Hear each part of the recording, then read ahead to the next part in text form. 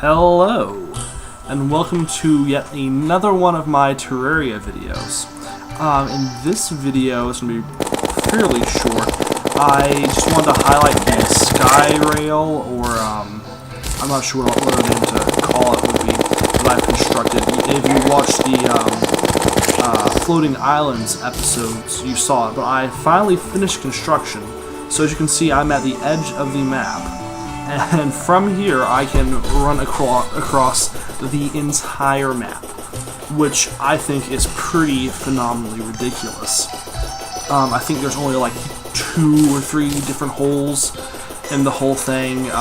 One at the far end, so that I could dive into the ocean, and then one right above my base, so that I could grapple up there. And clearly, I can eventually cover that with a platform. I just need to get around to doing it.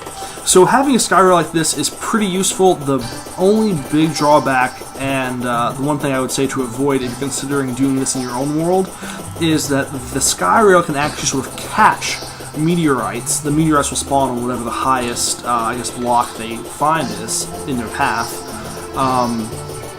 And as such, you will only get, and the way the meteorites work is they actually are formed from the block that they hit. So if the meteorite would hit this one block thick, you'd get a short string of a few. Oh, there's a floating island, by the way. You get a short string of a few pieces of meteorite ore, and not that much. Probably not even enough for a meteorite biome. And then beside that, you would also now need the obsidian skull, even to touch that section of your walkway. So that's a big downfall of it. Which is why in this particular world I'm not going to smash any shadow orbs. It's a small world, so I don't really have terribly much interest in exploring the corruption here anyways, especially given the fact that I just got 3 meteorites in my large map, which I showed off a couple of videos ago.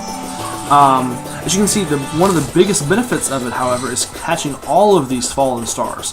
Now, I do have full mana, so I can't use the stars for mana crystals, and running out of mana isn't a huge problem for me, so mana potions aren't terribly useful, but I have the star cannon, which does like 60 damage per hit, but it uses fallen stars as ammo. So without a mechanism like this to collect the falling stars, by just simply running across the whole map at night, without being able to do that, there's really not much ability to use the star cannon. because the thing is, you can go through 50 stars pretty quickly. And to collect 50 stars just by happenstance, or once you're towards the mid to later levels of development in the game, you're not walking around the surface nearly as much as you used to. And you can see here's the end, and this little hole right here drops off into the ocean, which I will take a quick look at. In case you guys have not seen the ocean before, it's pretty basic. There are some chests with loot. I've already cleared these out somewhat. And there are sharks. And these will drop shark fins, but I think, yep. Unfortunately, I wasn't exactly in the position to fight him, given the fact that I was running out of breath and didn't have a gills potion. Potions are something I've just started to read about, and I'm not terribly good with them, but I think they could add a lot to sort of gameplay dynamics. So I'll get back to that in another video.